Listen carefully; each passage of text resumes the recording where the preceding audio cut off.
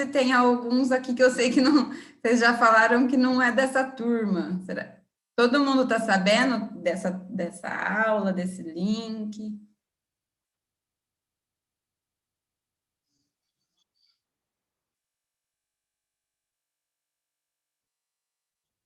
Aham.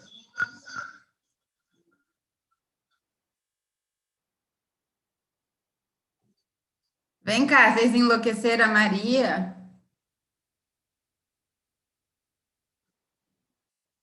Ah!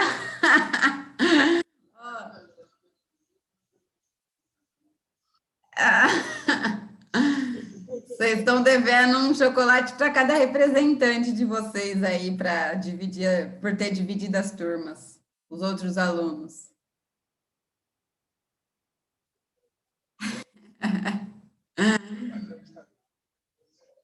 É, é por querer escolher, porque senão é só dividir na lista, ia ser rápido, né? Então, isso. Aí dá nisso. Aí bom sofre, né? Dá nisso.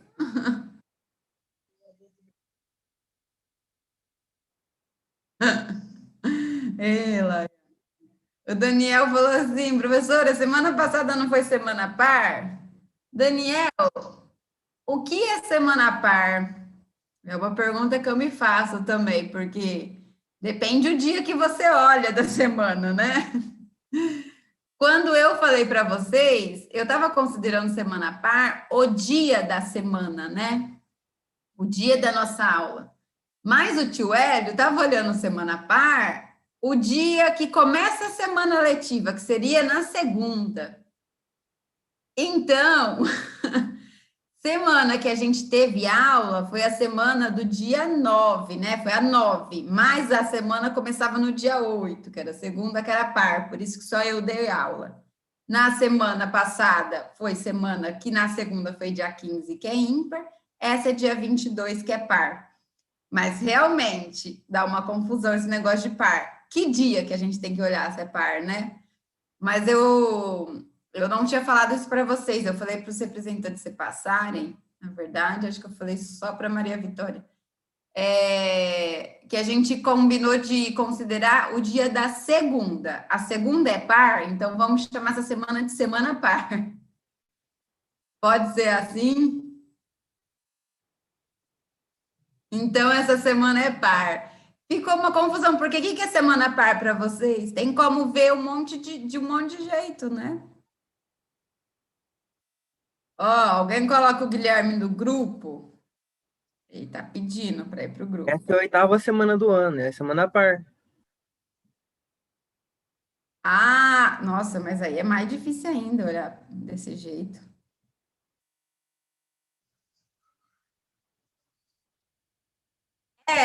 Eu acho assim, vamos convencionar que essa é uma semana par. Pronto.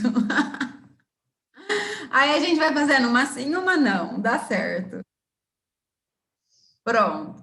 Porque isso daí depende de quem olha. Eu fiquei olhando assim, aí eu pensava, bom, semana começa no domingo.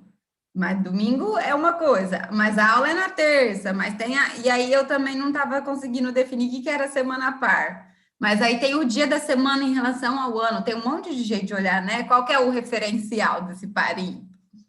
E aí a gente adotou como referencial, eu e o tio Hélio, a segunda-feira. Pronto. Essa é uma semana par e segue o jogo. Pessoal, lembra que todo laboratório, mesmo na época da vida comum, né, antes de pandemia, a gente sempre dá umas aulas, duas aulas ou uma, depende do que vai falar, teórica antes de começar o laboratório. Sempre, mesmo sem ser online, mesmo no presencial, existiam essas aulas teóricas que eram conteúdos que eram necessários antes de iniciar as práticas. Então, hoje e a próxima aula será essas aulas teóricas, né? Agora online, aqui online. O bom de ter essas aulas teóricas, que é a gente ganha tempo também, para quem sabe conseguir voltar lá para o laboratório. Conversei com a técnica do laboratório e ela disse que provavelmente em março a gente retorna. Mas não dá para dar uma certeza, né, disso, porque dependemos de um monte de fator. Mas estão, segundo ela, né, organizando esses laboratórios para que a gente possa retornar. Mesmo se vocês talvez não queiram ir, se eu puder retornar, já vai ser interessante, porque eu vou estar lá dentro do laboratório, né? Eu consigo filmar o experimento. Aqui da minha casa falta recurso. E eu não posso retirar de lá do laboratório nem ir lá por enquanto. Assim que a Unip permitir, eu vou começar a transmitir as aulas de lá do laboratório para vocês. Enquanto isso não acontece, não só a Unip, né? Todos esses problemas de governo, né? Que passa por várias instâncias ali. Governo federal, estadual e municipal e todas as regras que existem por conta dessa loucura dessa pandemia infinita que estamos vivendo. Não vou perdoar você não, Rafael. Que isso, chegar atrasado na minha aula? Tranquilo, Rafael, a gente só estava conversando, eu estava dando um tempinho para esperar todo mundo chegar mesmo. E a professora dá um desconto uma vez ou outra. Faz Já tanta tá dado diferença. desconto. Beleza. Já tá dado. Eu estava conversando justamente para esperar, que eu estava olhando o número de participantes. Estava chegando. Temos 66 participantes agora. Agora eu acredito que está todo mundo aqui. Tem bastante gente. Olha que turma grande. Tem alguém aqui que entrou novo que não me conhece? Esqueci de perguntar.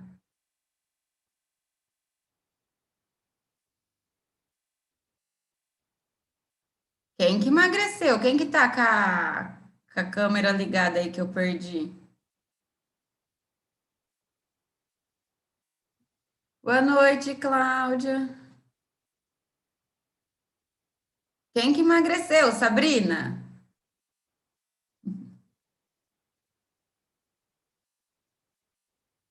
A Sabrina entrou em 2019, trancou e voltou? Eu emagreci? Eu não emagreci, não. É a câmera. Eu tô com o mesmo peso, gente. Na verdade, eu devo estar com uns quilinhos a mais, talvez. Sabrina, você era da noite?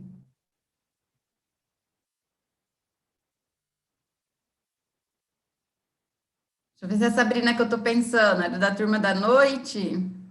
PQ Noite? Sabrina, você voltou. Que legal. Bem-vinda de volta. Keila, você ergueu a mão? Quer falar? Pode falar. Ou não sei se foi sem querer.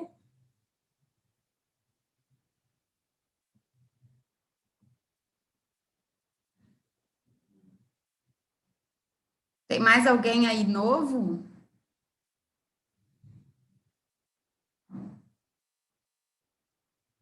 Keila, sua mão está levantada, vai te dar cãibra.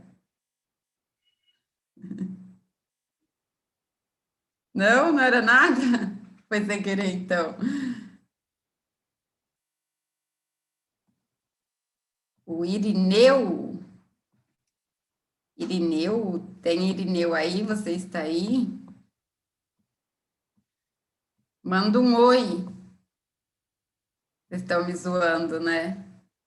É pegadinha, tem um meme na internet que fala, Irineu, você não sabe nem eu. Esse eu não vi. Irineu, você não sabe nem eu? Depois eu quero, me manda aí. Ô, professora, Oi. a T3 está tendo aula aqui? Não, né? A T3 não está tendo aula hoje. Hoje é folga da T3, é semana que vem. Então tá, obrigado. Vai descansar se você é da T3. Obrigado. Então, vamos começar a aula, já que o Irineu não está aqui. Hoje, na aula, a gente vai dar uma introdução à parte de eletricidade, né? Eletricidade, vocês sabem que é o estudo de cargas elétricas. Cargas elétricas, né? Um átomo, que é o que constitui todos os corpos, tudo que é de matéria, a gente sabe, a gente vai diminuindo, né? A matéria, a gente chega no átomo.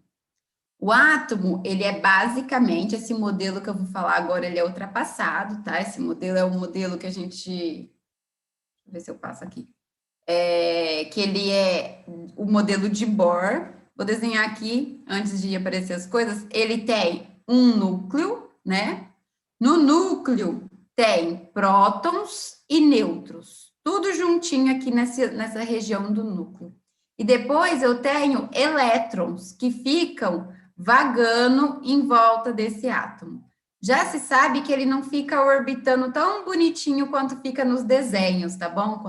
Quando aparece nos desenhos. Mas a gente sabe que ele fica numa eletrosfera, que é o que a gente chama... Ah, minha caneta desconfigurou. Ela não voltou ainda para a aula. Numa eletrosfera, a região que a gente fala, que ficam esses átomos, esses elétrons, tá bom? Dessas partículas que constituem a matéria, os elétrons têm carga negativa, foi convencionado, que a gente vai chamar a carga dele negativa, e os prótons de positiva. Os dois têm propriedades, né? Que aí a gente chamou essa propriedade de carga elétrica e convencionou-se que um é negativo e o outro é positivo. E o nêutron, esse nome já é por conta dessa propriedade. Ele não tem carga, nem positiva nem negativa. Ele é neutro. Os corpos, quando trocam cargas, né? Ou quando tem cargas em movimento nos corpos, o que está se movimentando é o elétron, que é o que tem carga negativa. Por que é o elétron? Porque ele não fica grudado nesse núcleo. Como ele fica movimentando nessa região em volta do núcleo, ele é mais fácil de trocar com outro corpo, né? Quando eu passo carga para outro corpo, ou de se movimentar. É sempre o elétron que a gente vê se movimentando. Agora, a gente sabe que existe eu preciso configurar minha cadeira, ela não apaga. Existe diversos materiais na natureza. A gente encontra plástico, madeira, papel. Os átomos desses materiais são diferentes. Então, quando a gente olha ao nosso redor, tem um monte de tipo de material. Em relação à eletricidade, a gente consegue classificar esses materiais. Eles são classificados como condutores. Condutores são os materiais que possuem portadores de cargas livres, ou seja, elétrons que estão ali livres para se movimentar. E eles movimentam bem facinho. E aí, então, a gente chama esses materiais de condutores e sabemos que ele conduz bem a eletricidade. Exemplo de materiais condutores: cobre, alumínio, ferro, todos os da parte dos metais. Reparem que os fios de eletricidade são, a maioria das vezes, feitos de cobre, materiais lá da parte dos metais. A gente tem também os materiais isolantes. O que acontece? Nesses materiais isolantes, por conta da constituição atômica desse material, como é feito o átomo, ele não possui portadores de cargas livres. Eles não têm movimento fácil, eles estão mais presos a esse núcleo do átomo. E esses materiais, a gente fala que eles não conduzem bem a eletricidade. Exemplo desses materiais: borracha, madeira, água pura. Cuidado que eu falei água pura. Água conduz eletricidade. Por quê? No nosso dia a dia, a gente não lida com água pura. A água, né, que tem ao nosso redor, tem sais minerais, tem cálcio, tem um monte de impurezas e de sais na água. Aí conduz eletricidade. Você colocar um fio desencapado, alguma coisa passando ali por água, vai conduzir, vai dar choque, vai conduzir essas cargas elétricas. A pura não tem propriedade de conduzir. É que a gente não tem água pura. A água pura a gente precisaria purificar ela muitas vezes para conseguir ter somente H2O. Aí ela não conduz muito bem a eletricidade. Borracha, plástico, que eu estava falando dos fios? Ele é feito de cobre e em volta não tem uma capinha de plástico, uma borrachinha, que o cobre conduz bem a eletricidade.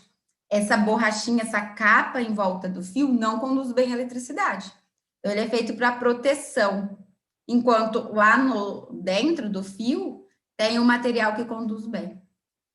Além desses dois, que são os extremos, a gente tem os semicondutores, que apresenta uma condutividade intermediária, ele conduz, mas não é muito bom, nem muito ruim, nem bloqueia, né, o caminho dos elétrons, e os supercondutores, que tem uma linha de pesquisa enorme para esses supercondutores, né, que são os que conduzem muito bem a eletricidade. Que acontece que esses materiais, né, esses supercondutores que descobriram, eles funcionam sempre abaixo de uma temperatura crítica.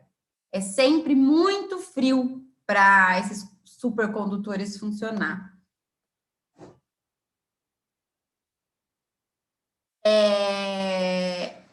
Chegou pergunta aqui, a água impura conduz numa mesma quantidade, independente da quantidade de impurezas, ou quanto mais pura, menos conduz?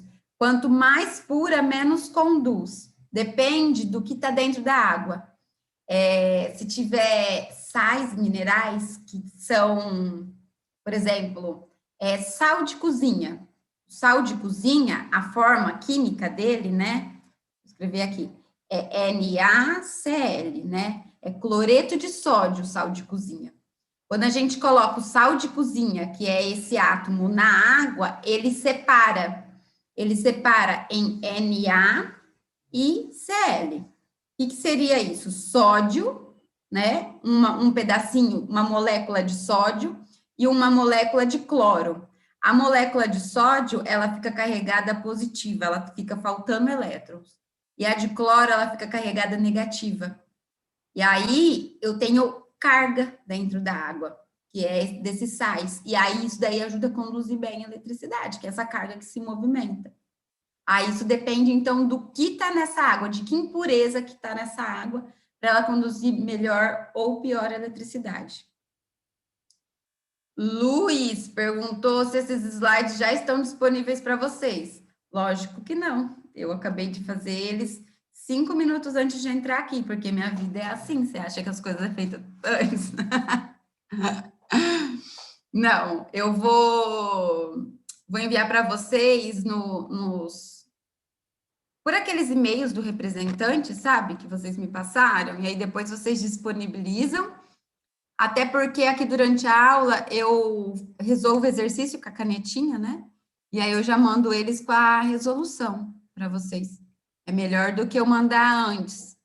Se vocês preferirem que eu mande antes também, eu posso mandar. É que eu acho que fica mais fácil eu mandar depois, que aí já tem todas as resoluções, ou se eu anotar alguma coisa importante e deixar neles, já vai para vocês com essas anotações. Depois é melhor, né? Samuel, tranquilo? Dúvida? Alguém? Alguma pergunta?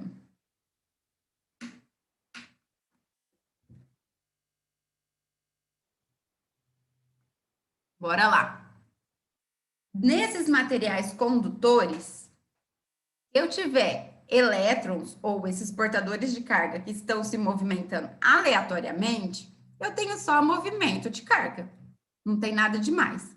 Agora, se esses elétrons começarem a se movimentar bonitinho, ordenado, a gente pode falar que temos uma corrente elétrica.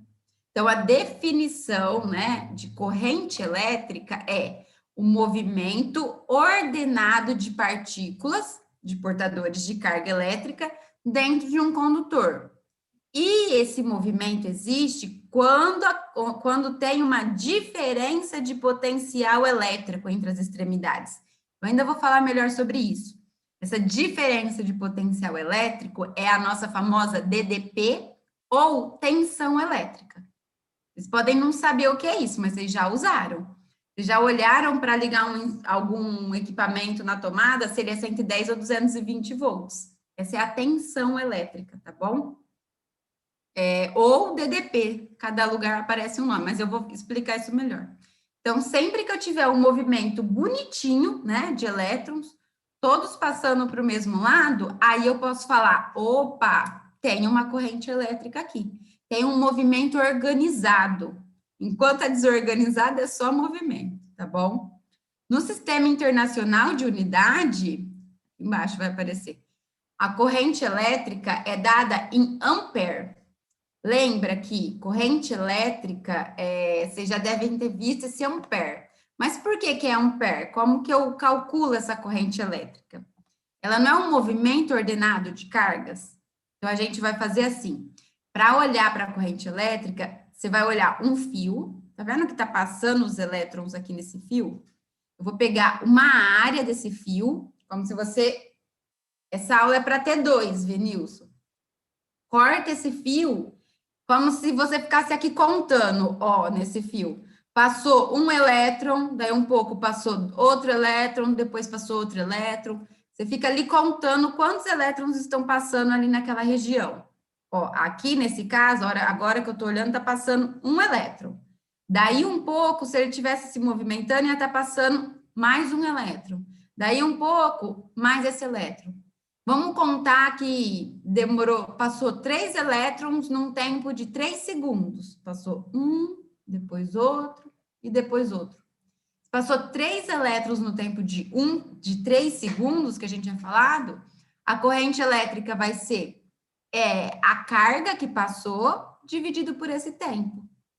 Aqui eu estou escrevendo carga como Q, porque vai ser o número de elétrons, né? Vezes a carga de cada um desses elétrons. Essa é a corrente elétrica, tá bom? A carga total, que está passando por uma certa área, dividido pelo tempo. Ah, professora, mas qual que é a carga de um elétron?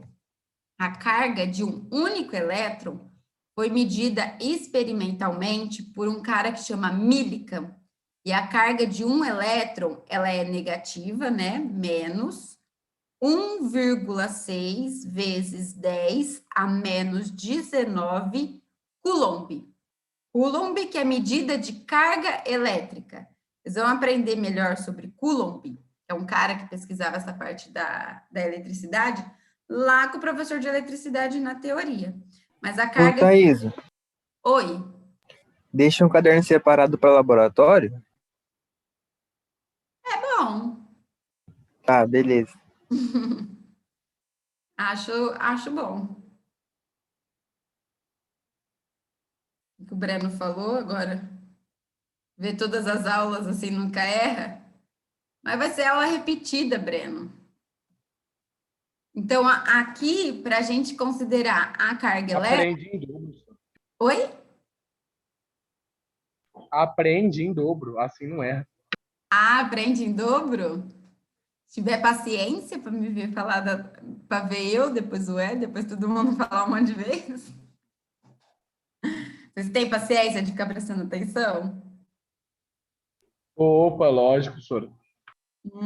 Sei não, no computador, eu acho que daí um pouco vocês estão tudo assim, ó, viajando na maionese. Ô, senhora, eu vou ligar a câmera de novo. Você gosta de interação, né? É verdade. Vou ligar a câmera para interagir. Eu gosto de interação, vocês veem que eu fico chateada aqui, só falando sozinha, sem ver, eu fico pensando, eu tô falando sozinha, ninguém tá me ouvindo. Não, a gente tá ouvindo sim. Ah, tá bom, então. Então, como que eu calculo a corrente elétrica? Qual que é a matéria? Boa, Caio. Como que eu calculo a corrente elétrica? Eu vou medir quanto de carga passa numa certa área e vou ver quanto... Ó, Breno. Oi, Breno, arrumou o cabelo. Olha lá.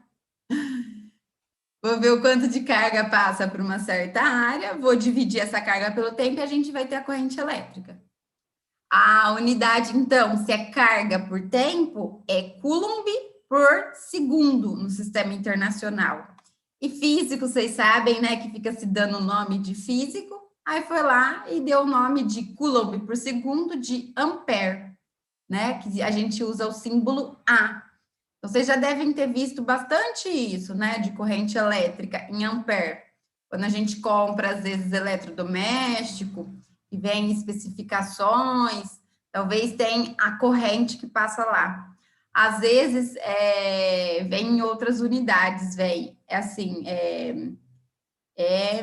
mAh, miliampere hora, quando você vê em baterias, isso daqui é carga de bateria, esse A aqui é de ampere, tá lá, ou de carregadores, vem com essas especificações, esse A sempre é ampere.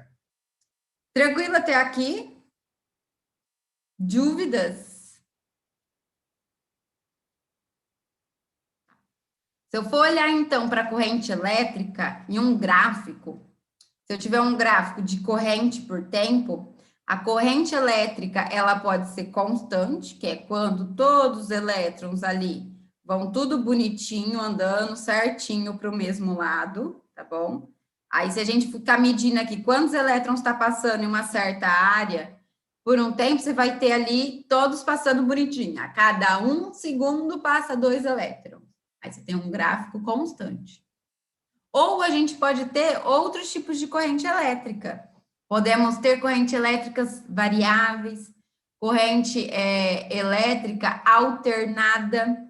Corrente elétrica alternada é a corrente elétrica que é produzida lá na hidrelétrica, ela é produzida de forma alternada, ela é transmitida, né, até a nossa casa de forma alternada, porque da forma alternada, um dos fatores é que tem menos perda energética nessa transmissão e chega na nossa tomada corrente alternada.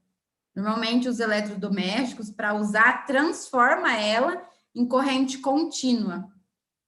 O símbolo de corrente contínua é aquele CC, ou, se for alternada, você vai ver CA ou AC, né?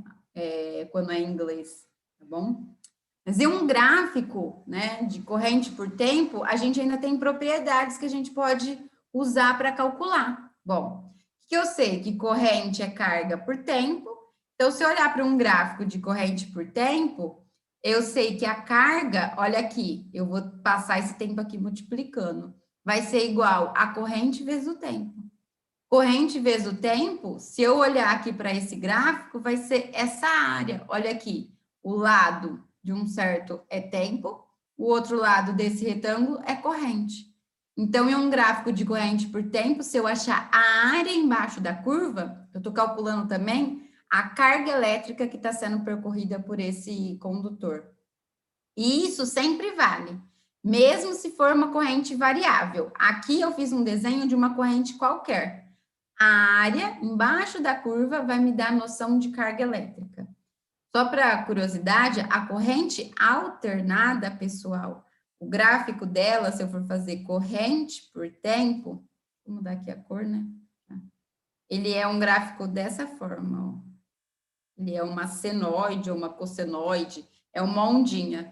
Porque a corrente alternada, os elétrons não vão bonitinho o tempo todo para o mesmo lado. Eles ficam fazendo isso daqui, ó. Eles vão andando em forma de ondinha. Eles vão transmitindo essa energia em forma de onda. É essa corrente alternada.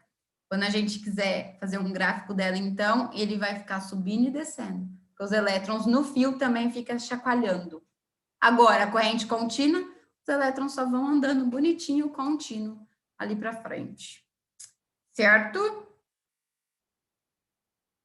Eu falei para vocês o que é corrente elétrica. Pessoal, só uma coisa, a tia Thaisa não esqueceu como ensina, tá? Vocês lembram que sempre essas aulas de começo de laboratório é chata porque eles pedem para dar 5.000 coisas em uma aula. Tô falando como radialista e passando, porque é muita coisa que eu tenho que falar em uma aula. Tá bom? Mas vocês podem parar e perguntar o tempo todo. Qualquer coisa que surgir aí na cabeça, pergunta, manda aqui no chat, que eu tô deixando ele abertinho aqui no cantinho, tá? Tô de olho. Só tô tacando aí porque tô seguindo minha função aqui. Pessoal, para ter uma corrente elétrica, para que ela exista, né, para que os elétrons se movimentem, é preciso que alguma força faça trabalho. Vocês aprenderam lá em mecânica que para movimentar alguma coisa, o que que você faz? Força, não é? Na eletricidade é a mesma coisa. Para a corrente elétrica estar funcionando, precisa que alguma força empurre esses elétrons. A força elétrica. E quem que vai fazer esse papel? Quem que vai ficar lá empurrando? É o que a gente chama de tensão elétrica ou diferença de potencial. E quem provoca essa diferença de potencial é um gerador. Se for em um circuito de corrente contínua, é uma pilha ou uma bateria. Se for num circuito de corrente alternada, o gerador de energia lá, de corrente alternada. Mas o que é essa diferença de potencial, né? Esse gerador? É um pouco abstrato isso. Eu fiz uma analogia porque a gente tem que ver esse conceito aqui, ó, VaptVupt, e é um pouco abstrato. Então, vamos pegar, abra a mente, hein? Eu vou fazer uma comparação para vocês entenderem o que é essa tensão. Força elétrica é vetorial, sempre força é vetorial. Força precisa de módulo, sentido e direção. Tá bom? Força elétrica, vocês vão aprender bastante lá com... Esqueci o nome do professor que está dando elétrica para vocês. Com o professor... João. João, ele. Tá dando elétrica. Vocês já conheceram ele? Já, doidão ele, cê é louco. É doidão? É bom? Eu não conheço ele. Ô, Thaís, depois você olha no Instagram dele, é João Justo Pires. Meu, ele é loucão mesmo, ele é maluco. Ele é de São Minha Paulo? Santa Calopsita. Mas ele é muito bom explicando, ele tem as loucuras dele, mas é muito bom explicando.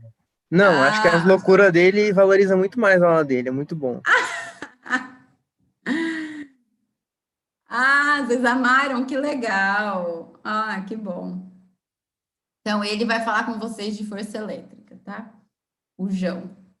E o que é essa tensão elétrica, essa diferença de potencial? Vou explicar para vocês de um jeito que vocês conseguem visualizar. Imagina aqui que eu tenho um reservatório que está cheio de água e está ligado por um cano, e no meio desse cano tem uma válvula que está fechada. Aqui eu tenho outro cano e um outro reservatório vazio, tá bom? Como aqui está cheio de água e tem uma certa altura, tá vendo? Nossa, que torto. Tem uma certa altura, o que vai acontecer quando eu abrir essa válvula? Ué, vai descer essa altura e vai subir a altura no outro. Exatamente. Vai se igualar. A água, exatamente, vai se movimentar, vai subir no outro até que ela se iguala. Hora que igualou, parou o movimento da água. Não é isso que acontece? Se eu não quero que esse movimento pare, o que eu preciso fazer? Colocar uma bomba aqui. Aí, se eu colocar uma bomba, essa bomba puxa a água daqui, manda para cá e faz esse movimento da água ficar acontecendo ali nesse circuito de canos, certo? Agora, vamos pensar lá na eletricidade. O cano é o fio, é onde vai passar. Vai passar o quê? Nesse caso, está passando água, moléculas de água. Lá na eletricidade, vai passar a carga elétrica. Agora, o que acontece? Como que eu faço ter uma carga elétrica? Aqui, por que a água se movimentou? Porque tinha energia cinética, potencial, eu não lembro mais agora, esqueci já. Porque tinha energia potencial gravitacional. Potencial que estava relacionada à altura. Tem uma gravidade, né? Uma força que puxou essa água para ela se movimentar. O potencial elétrico é a mesma coisa. Ele tem que ter uma diferença de potencial. Aqui tinha uma diferença de potencial entre o chão e a altura da água. Sempre que existe essa diferença de potencial na natureza, vai ter esse movimento, vai aparecer essa força. Aqui, enquanto tinha essa diferença de altura, a água se movimentou. Até que vocês falaram, até que os níveis ficassem iguais. Quando eles ficaram iguais, aí não tinha mais diferença de potencial, né? Então, na eletricidade é a mesma coisa. Eu vou ter a corrente elétrica, que é o movimento, né? O fluxo de elétrons, enquanto tiver uma diferença de potencial. E para Thaís, mantido, oi? É isso que acontece na pilha, né? Tipo, tem a diferença de potencial do negativo e positivo, e aí até Exatamente. que os dois fiquem iguais, vai transmitindo energia. Exatamente. Aí a pilha faz que papel dessa bomba aqui? Eu falei, bom, vai parar a corrente. Aí ela vai fazer o quê para continuar? Eu vou colocar uma bomba que vai fazer essa água continuar se movimentando. A pilha é a bomba. Ela ficar provocando essa diferença de potencial. Tira elétron de um lugar e joga para o outro. Aí eles se movimentam. É isso que o gerador faz. O gerador é como se fosse a bomba da nossa analogia. É só uma forma que eu achei para vocês enxergarem o que é. Essa diferença de potencial elétrico, o João vai falar matematicamente com vocês, trabalho desses. Aí ele vai fazer essas contas, tá bom? Aqui eu queria que vocês enxergassem o porquê que acontece essa energia, essa corrente elétrica. Tá tranquilo? Alguém ficou com alguma dúvida?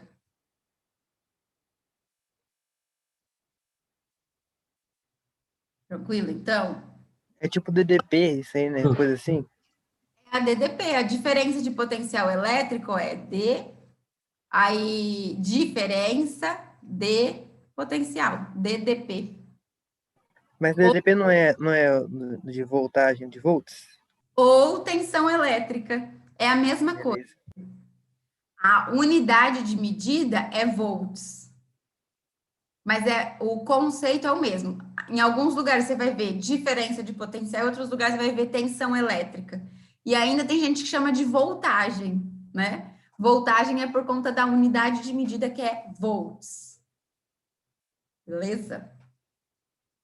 Agora é importante para a gente falar da resistência elétrica. Vamos continuar na nossa analogia? Se eu tiver aqui um reservatório cheio de água e um caninho bem fininho para essa água passar, aí eu vou deixar essa água correr aqui, ela sair.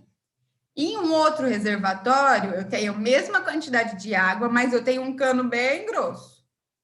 Qual que vai ficar saindo mais água em menor tempo?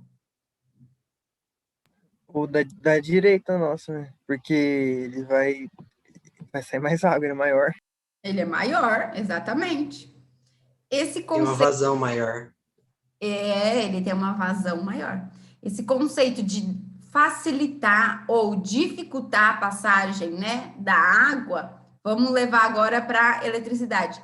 Dificultar ou facilitar a passagem da corrente elétrica é o que a gente chama de resistência elétrica. Então, se eu tiver aqui, calma. Se eu Ô, tiver. Thaís, no curso de eletrônica que eu fiz, uns 3, 4 anos atrás, não lembro mais, o meu professor ele exemplificou assim, ele colocou os alunos tudo numa fila e ele era como se fosse o elétron, querendo passar, entendeu? E todos os outros alunos eram resistência, então ele tinha muita dificuldade de passar entre todos os alunos para poder chegar onde ele queria, que era no final. Só que a gente trabalhava com resistor, né, por causa disso eletrônica. Aham. Onde você fez esse curso? Foi na ETEC da minha cidade, Cachoeira Paulista, lá depois de Aparecida. Era legal, pelo jeito, era muito bom. Não, o professor era top. Muito bom exemplo. Aqui, então, pessoal, pensa assim: quanto menor resistência tiver, maior será a corrente que vai estar fluindo. Agora, quanto maior resistência tiver mais difícil, apertada ali, menor vai ser a corrente fluindo. Quanto mais difícil, menos corrente vai conseguir passar. Agora, essa corrente são os elétrons, né? Se eu sei que eu tenho uma proporção entre essa resistência, essa dificuldade de passagem da corrente com a corrente, dá para escrever isso. Olha a minha corrente. O que colocou aqui? Da corrente sanguínea aí tudo entupida, é o mesmo caso. Se come muita gordura, o que acontece com as veias? Entope, aí fica com uma resistência muito grande para o sangue passar ali na veia.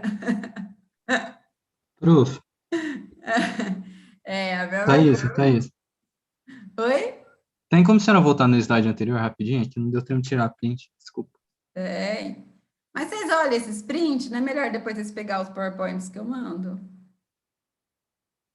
Ah, a senhora vai disponibilizar depois? Aham. Ah, não, beleza. É que isso E daí é professor, consequência da aula do Era, que ele Ah, faz tá. nós tirar print. Não, mas beleza. É porque print não fica tudo misturado depois para vocês, fica confuso. Ah, tem dessas também, né, professora? Mas obrigado. Então, pessoal, se eu tenho uma relação da corrente com a resistência, a gente pode escrever matematicamente nessa proporção. Ó, percebe? Quanto maior a corrente, essa divisão vai ser um número menor, quer dizer que maior a corrente vai ser um número menor, menor a resistência. E o contrário, quanto menor a corrente, essa divisão fica um número maior, quer dizer que é maior a resistência. Que símbolo que é esse no meio, Thaís? Isso no meio? Esse peixinho? É? É o sinal de proporção na matemática. Ah, sabia disso não. É o sinal de proporção. O igual, vocês usam desde sempre, né? Na vida. E esse daqui é o de proporcional. Bom, se eu tenho essa proporção, eu consigo, então, definir resistência elétrica. O que é? É a dificuldade que eu tenho para passar corrente. Dessa proporção, vamos analisar melhor essa resistência elétrica. Lá para tirar essa proporção, para tirar aquele peixinho ali da matemática, foi visto em vários estudos que essa relação tem a ver também com a tensão elétrica, que é o que eu estou chamando aqui de U. Esse U aqui é tensão ou ADDP. Repara que agora Professor, o peixinho, eu coloquei um U. Oi. eu não entendi muito bem o que seria aquele peixinho lá que a senhora está falando. É a proporção, Ah, galera. tá. É uma forma matemática de falar que a resistência tem uma relação com o inverso da corrente. Ó, Ah, entendi. é É que eu só um queria símbolo saber. matemático. Ah, entendi. Eu achava que era a parte da conta. Eu falei, ué, o que faz com isso daí? Não, mas não faz tranquilo. nada. É só um símbolo matemático. Não, tranquilo, professor, tranquilo. Me deixou mais aliviado. Obrigado. Então pode seguir, era isso? Era só isso, só isso, só isso. Tá bom. Então, pessoal, para tirar esse símbolo, né, que vocês estranharam, eu posso falar que a resistência vai ter uma relação com a DDP, que é a diferença de potencial, e a corrente elétrica, dessa forma. Então, o que eu posso olhar aqui? Essa é a DDP, que é a tensão lá que vocês tinham falado, a voltagem, dividido pela corrente e a resistência. No sistema internacional, a unidade de resistência é a DDP, que eu tinha falado para você, que é volts, está em V, dividido por ampere, deram de novo outro nome e chamaram de ohm, em relação também ao nome de um físico que estudava um lado lá da eletricidade. E o símbolo é esse símbolo, é a letra grega ohm mesmo. É esse símbolo estranhinho, tá bom? Ô, Aqui, ó, Thaisa, o cara era George Simon Ohm. Oi. para gravar a fórmula, a gente faz um triângulo assim, aí em cima eu ponho a tensão e embaixo ponho a resistência e o E aí e o vocês ficam ampere. multiplicando assim em triângulo, né? Tem esse da resistência e tem o da potência também, o triângulo. Você fazia assim? Fazia. Lembra da potência? É que aí na potência a gente usava volt e ampere para fazer o watts. Isso mesmo. Isso é uma boa para gravar. Hoje eu estou dando o método Juscelino Kubitschek, né? 1 ano e 1 dia. Obrigado, Caio. Ômega, essa letra grega. É o ômega. Tem gente a mais nessa turma, hein? Agora, sem querer, eu vi que temos 70 participantes. Em alguns condutores, principalmente nos metálicos, essa relação de DDP e corrente, ela é sempre constante. Então, a gente pode falar que nesses condutores, a resistência não se altera, essa resistência é constante. Esses condutores, a gente chama eles de condutores ômicos. Ômicos, porque vem lá do que eu vou falar agora, da lei de Ohm. A lei de Ohm vai me falar que a tensão elétrica vai ser igual a resistência vezes a corrente que está passando por aquele condutor. Repara que é a mesma coisa que eu tinha escrito aqui, ó. É só passar esse I aqui multiplicando. Essa, pessoal, é a primeira lei de Ohm, que é famosíssima, usa em tudo que vocês vêem de eletricidade, essa lei de Ohm. A tensão é igual a resistência vezes a corrente. E ela vale sempre que a resistência for constante, tá? Às vezes a resistência, ela começa a variar. Nos condutores, que a gente chama de não ômicos. Aqui, na maioria das vezes, vocês vão trabalhar com condutores ômicos. O que significa? Nos condutores ômicos, a tensão e a corrente nesse condutor varia de forma linear, ou seja, se eu achar o coeficiente angular, a relação entre essa tensão e essa corrente sempre vai dar o valor da resistência, né? Agora, nos condutores não ômicos, é quando o resistor não mantém o mesmo valor de resistência. E aí eu vejo uma cara de uma curva nesses condutores. E aí a DDP e a corrente já não têm uma relação linear. Cada hora, dependendo da corrente que está passando ali naquele fio, ele vai estar oferecendo uma certa resistência a essa passagem de corrente. E aí ele não vai obedecer a essa relação. Dependendo do condutor, a gente até consegue achar outras relações para ele, tá bom? Mas aqui a gente vai trabalhar, vai olhar sempre para condutores ômicos, que é quando vale a lei de Ohm, que é quando temos resistência constante. Aqui, se a gente olhar para esse gráfico, então, se a gente achar o coeficiente angular dessa reta, a gente vai ter o valor da resistência. Não precisa se apegar a isso, eu só estou passando de informação. Mais para frente, no laboratório, se a gente for tirar valores de gráfico, eu vou lembrar isso para vocês, tá bom? Hoje é uma introdução com tudo ao mesmo tempo falando, tá bom?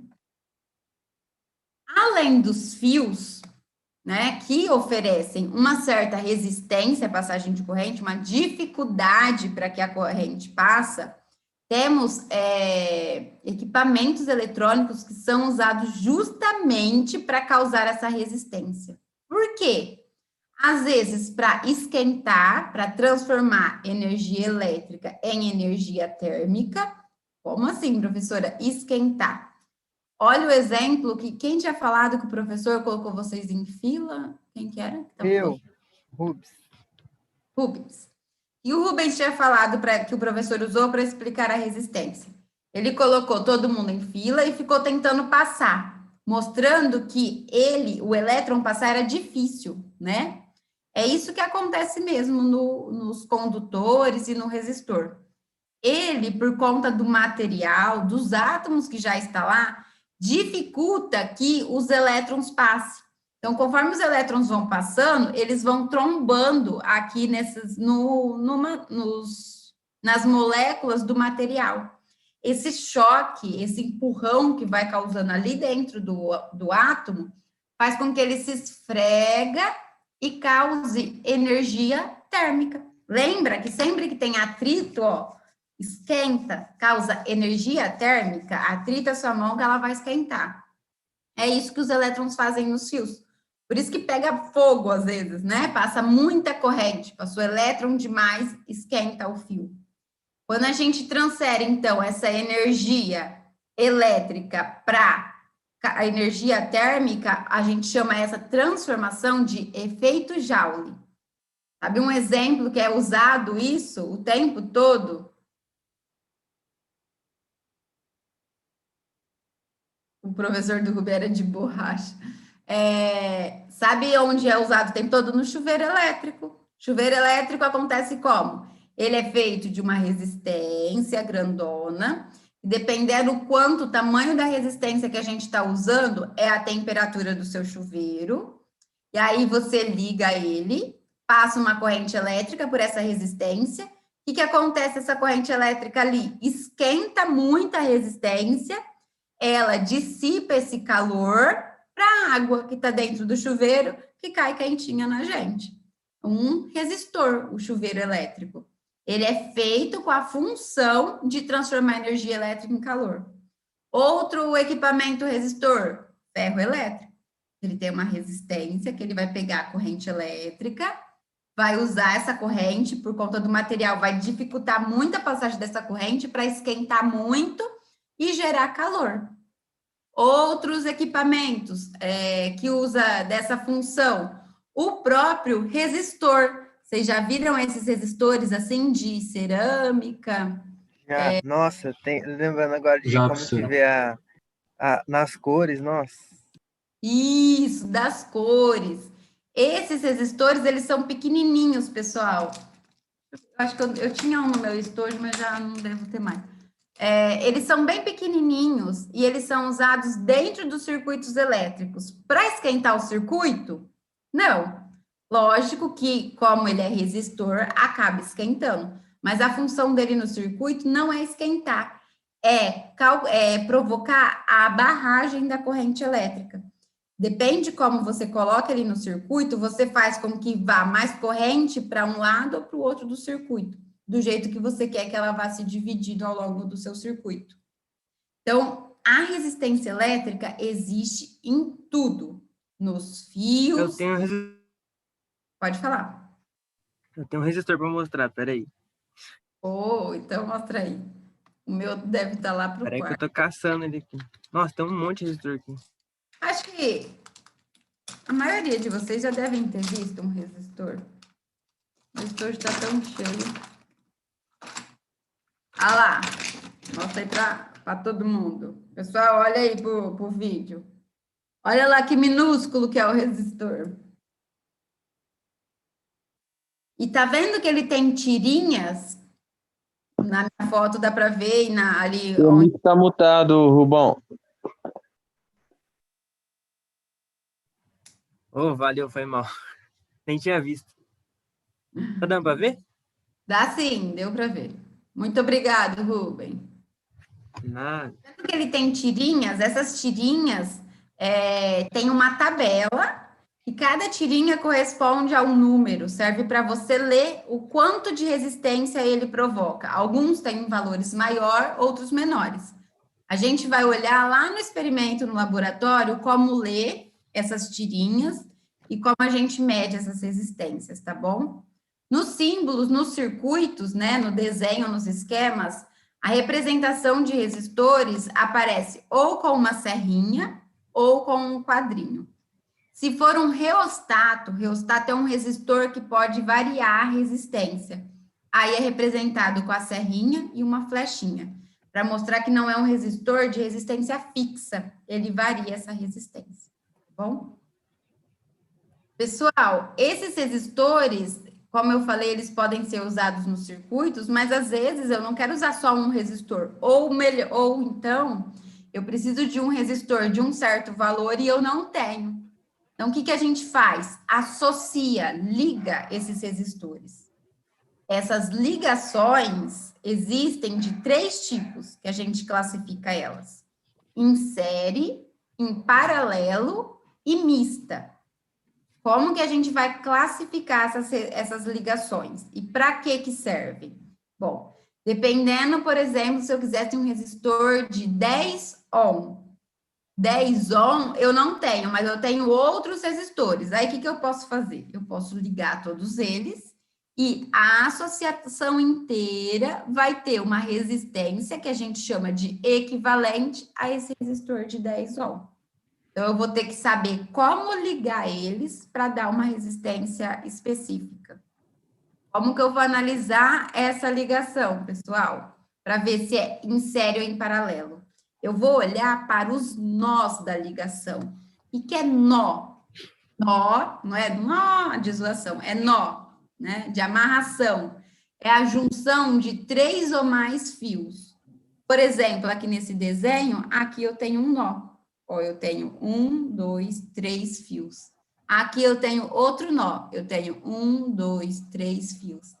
Sempre que você tiver a junção de 3 ou mais nós, mais fios, você vai ter um nó. Então, para olhar se ele está em série, a gente vai olhar se existe nó.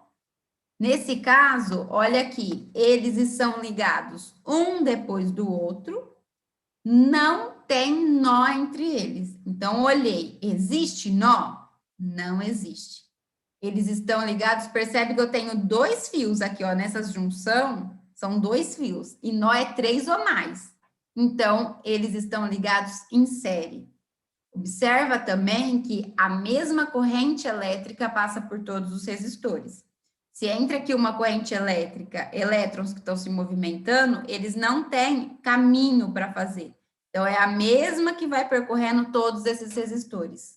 Eles são ligados sempre um depois do outro, sem nós entre ele, e uma característica muito importante é que a mesma corrente elétrica passa por eles. Para eu juntar todos esses resistores e saber o valor da resistência total dessa associação, a gente precisa olhar para a soma deles. Aqui eu coloquei no nosso slide como que eu faço, de onde que vem a fórmula. Eu não vou ficar explicando ela passo a passo, senão eu não vou chegar no final da aula, tá bom? Mas eu vou deixar aqui no slide como que eu caracterizo a equação para calcular a resistência de associação em série. Na associação em série, o que é importante saber é que a DDP, a tensão total, é a soma da tensão de cada um desses resistores. Então, a DDP total de toda essa ligação de resistores é igual a DDP do resistor 1, mais a DDP do resistor 2, mais a DDP do resistor 3, assim por diante. Vou passar bem rapidinho agora. Mas a gente lembra que DDP é o quê? Resistência vezes corrente. Então, se eu substituir resistência vezes corrente em cada um dos termos dessa equação, a gente vai ter essa cara aqui nova que apareceu. Percebe que corrente está em todos os termos dessa equação. Então, eu posso dividir os dois lados dessa equação por corrente e a gente vai ficar com essa fórmula aqui. Essa fórmula é a forma que eu uso para calcular resistência equivalente de ligação em série. O que ela está me falando? Quando eu tenho resistores ligados em série, a resistência equivalente dessa ligação é dada somando o valor de todas as resistências. Por exemplo, eu tenho um resistor de 10 ligado com um de 2, ligado com um de 3 em série. A resistência total é só somar 10 mais 2 mais 3 e você vai ter a resistência total dessa associação. O outro tipo de associação que a gente tem é a associação em paralelo. Essa aí é difícil de calcular, viu? Essa é chatinha. Essa aí é chatinha de calcular, viu? Exatamente. Uma associação em paralelo é uma associação onde existe nó na ligação dos resistores. Percebe que, ó, aqui para ligar o resistor 2 com o resistor 1, temos nó, temos 3 fios. Aqui eu tenho 3 fios. Aqui, se entrar uma corrente, ela vai chegar em um nó. Ela tem caminhos, possíveis caminhos para se dividir. Sempre que eu tiver resistores que dá possíveis caminhos para a corrente passar, ela pode escolher ali, de certo modo, onde ela vai passar. A gente vai falar que essa associação está em paralelo. Nessa associação, então, a corrente pode ser igual, mas não necessariamente é igual. A corrente, ela vai passar, não é a mesma que passa pelos dois resistores, ela vai se dividir. O valor dela pode ser igual. Mas tem uma característica que é muito importante nessa associação em paralelo. Todos os resistores são ligados pelo mesmo terminal, pela mesma diferença de potencial. Como assim, professora? Pessoal, a diferença de potencial, que era a nossa DDP, não é U é igual ao R, né? Vezes a corrente. Se a gente considerar que os fios são praticamente sem resistência perto dos resistores, a gente vai ter aqui nos fios sem diferença de potencial, sem mudar. Eu só vou mudar o potencial quando eu passar uma corrente por um resistor.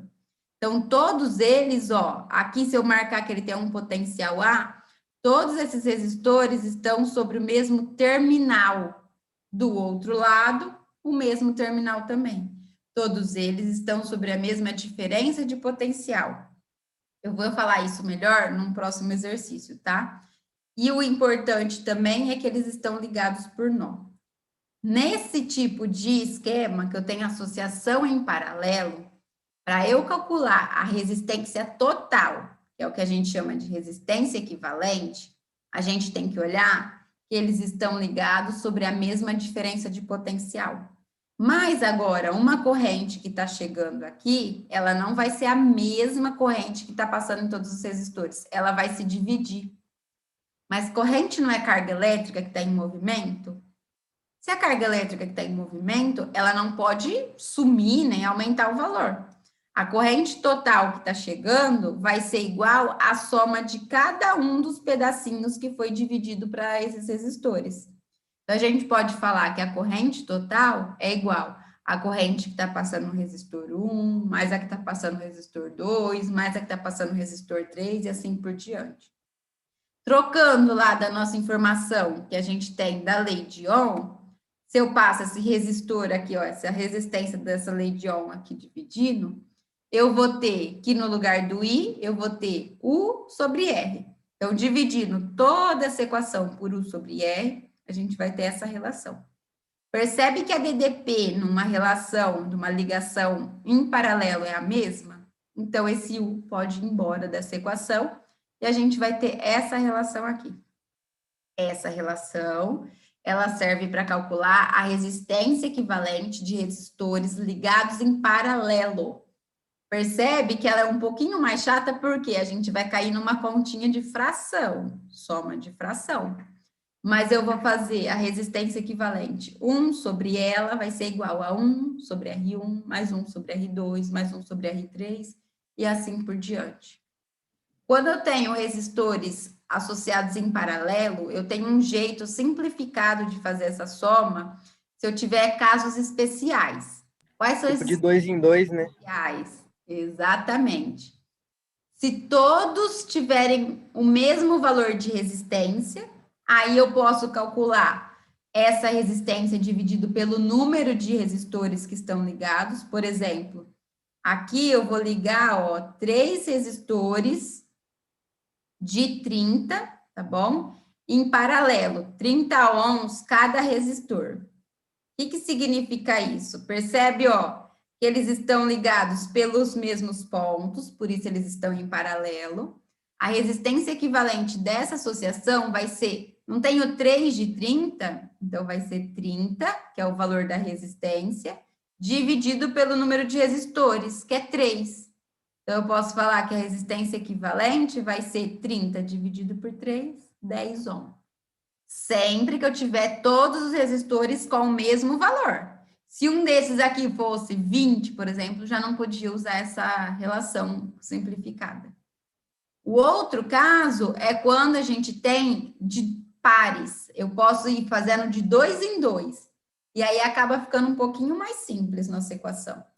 A gente pegar a equação que eu tinha falado lá e usar só 2 resistores, simplificando ela, lembra como a gente acha mínimo múltiplo comum? Eu posso fazer a multiplicação aqui embaixo, e aí a gente vai chegar nessa relação aqui. Essa relação é o que a gente sempre fala, é a multiplicação pela soma. O que ela está me mostrando? Ó, a resistência equivalente de resistores associados em paralelo, se eu tiver 2, vai ser a resistência de um vezes a resistência do outro, dividido pela resistência de um mais a resistência do outro. Isso vai ficar mais claro para vocês, eu acho, agora a hora que eu fazer um exemplo. Espero, né, que fique mais claro. Quem que tinha mandado aqui no chat? Na próxima aula vamos fazer exercícios? Sim, sim. Na próxima aula eu vou fazer mais exercícios, vou fazer de resistência e vou falar um pouquinho de gerador. Mas a gente vai fazer exercício, que hoje não vai dar... Tem 5 minutos, né? Em 5 minutos vou fazer esse, na próxima aula a gente vai fazer mais exercícios, sim. bom? Vamos olhar esse exemplo aqui que eu separei para vocês, ó. João tinha em mãos 2 resistores de resistência elétricas iguais a 60 ohm e 30 ohms. O R1, que ele chamou de 60, e o R2 de 30. Ele associa esses resistores em série e a ligação e liga essa associação a uma DDP, a uma tensão de 120 volts. Que eu quero que determine a resistência equivalente dessa associação e a corrente elétrica que está passando aqui em cada resistor. No caso, ela é a mesma, né, que está passando aqui pelos 2 resistores. Então, vamos lá achar a resistência equivalente dessa associação. Primeiro, repara que é uma associação onde eu tenho os 2 resistores, um seguido do outro. Eu não tenho nó entre os resistores, ou seja, a corrente elétrica é a mesma, ela entra e ela faz todo o mesmo caminho, ó, a mesma corrente, ela não tem possibilidade de caminho, então eles estão ligados em série. Para eu calcular a resistência equivalente de resistores ligados em série, vou fazer aqui embaixo, eu tenho que usar aquela primeira equação que eu mostrei para vocês, que é a soma dos resistores. No caso, a gente só tem 2, então eu vou escrever que é R1 mais o R2. O que mais que a gente sabe, então? Que a minha resistência equivalente vai ser o R1 mais o R2. O R1 é de 60 ohms e o R2 é de 30 ohms. Esse R1 é de 60 ohms e o R2 é de 30 ohms. Opa. Ou seja, a minha resistência equivalente vai ficar 60 mais 30. Quanto que dá? 60 mais 30. 90, não é? 90 ohms. 90 ohms é a minha resistência equivalente. O que significa isso? Que é a mesma coisa se eu pegar um circuito e colocar um resistor de 60 e um de 30 ligado em série, ou eu colocar um resistor de 90 ohms. Tem a mesma, causa o mesmo impacto no circuito, tá bom? Provoca a mesma resistência nesse circuito. E a outra pergunta que eu tinha feito aqui, qual que é a corrente elétrica em cada resistor? Bom, eu sei que ele falou que ele ligou a associação a uma DDP de 120 volts. Então, é a mesma coisa que eu tivesse ligado os extremos dessa associação. É assim mesmo, Daniel, não é difícil não. A uma DDP de 120 volts. Isso eu ainda não falei com vocês, mas vou falar. Esse símbolo aqui, dessas 2 plaquinhas, uma menor e uma maior, significa DDP, tá? Tensão, vai mostrar que aqui eu tenho um gerador de 120 volts. Eu vou falar disso melhor na próxima aula, quando eu explicar o que é um gerador, tá bom? O que significa? Que eu estou ligando esses 2 a essa tensão. Bom, se eu quero calcular a corrente elétrica que está passando por eles, eu sei a tensão elétrica que eles estão submetidos, e eu tenho a resistência, para calcular essa corrente, o que eu posso usar? A lei de Ohm, não é? E que a lei de Ohm me fala? Que U é igual ao R vezes I. Lembra que eu falei lá no comecinho da aula? A lei de Ohm me dá que resistência constante vezes a corrente vai ser igual a DDP. Qual que é a DDP que esses resistores estão submetidos? De 120.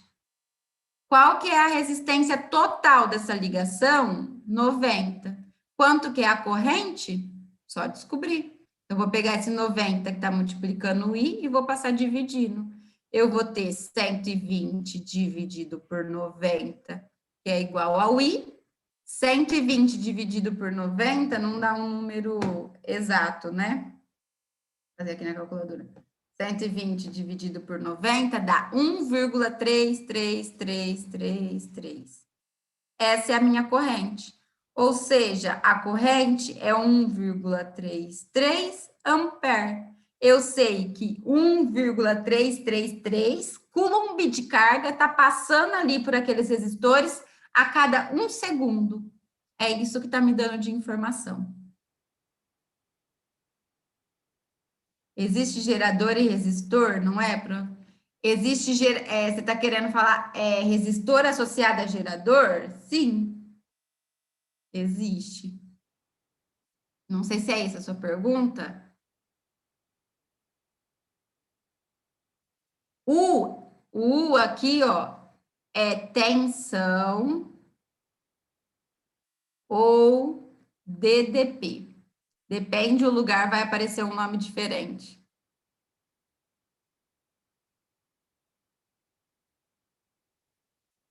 Ah, existe gerador e resistor. Sim, existe os dois. O gerador é como se fosse a pilha, a bateria. O resistor é o que a gente coloca ali no circuito para direcionar essa corrente. Porque se eu colocar resistores muito grandes, ele vai mandar corrente mais para um lado do circuito ou para o outro. Ou também existe a resistência natural dos fios, que é a dificuldade que todo o material, né, causa a passagem de corrente.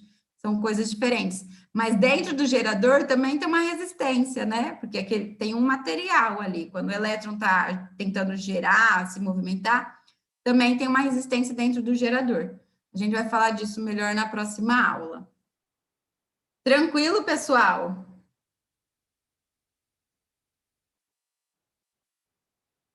Professora, Aqui, então praticamente sempre que cai um exercício daquele de somar, eu sempre somo as resistências e divido pelo valor normalmente dado desse risquinho aí, que eu sempre esqueci o nome, tensão. de tensão. Isso. Isso, nesse caso, sim. Aqui eu tinha separado em paralelo. Calma aí, deixa eu só passar. Não assusta, não, gente. Deixa eu só ver se dá para eu pedir para vocês fazerem o outro exercício ou se ainda não dá. Tava otimista achando que eu ia dar tudo isso para vocês, hein? Eu falo muito. Nossa, como falar de potência já. Era para dar tudo hoje, acredita? Ô, louco. Não dá para vocês fazerem ainda o que eu tinha separado para casa, a gente não falou o suficiente. Deixa que na próxima aula vocês fazem, tá bom? Porque a gente não chegou o suficiente para vocês fazerem ele. Vocês acham? Vai Olha ter que fazer a. que motivada que eu estava achando que a gente ia ver tudo isso hoje. Na teoria, era para eu dar tudo isso e mais gerador ainda hoje. Paramos por aqui. E vocês acharam, com certeza vocês deviam ter achado que eu estava falando rápido, né? Não falei rápido o suficiente, é muita coisa mesmo.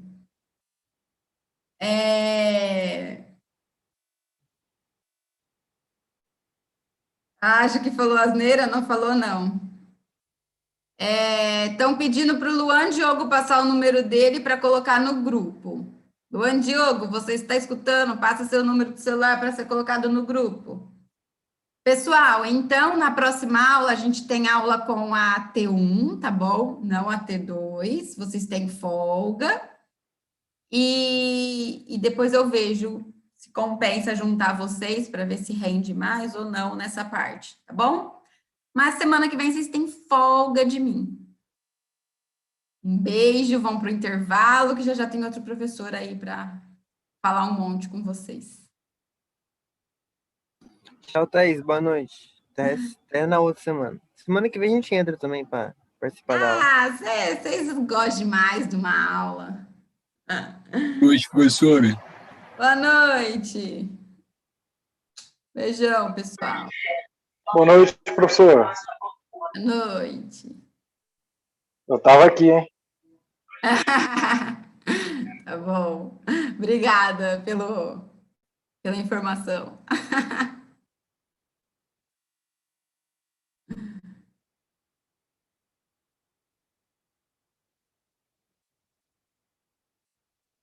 Ô, Thaís, Oi. mas pesquisa lá o João Justo Pires lá. Depois você vai ver. Ele é tipo pique professor de YouTube, sabe? Tem até um filme É? assim, mó da hora, com as coisas de física, da hora as aulas dele. Vou pesquisar ele. Pode deixar. Tchau, tchau, pessoal. Vou encerrar a chamada.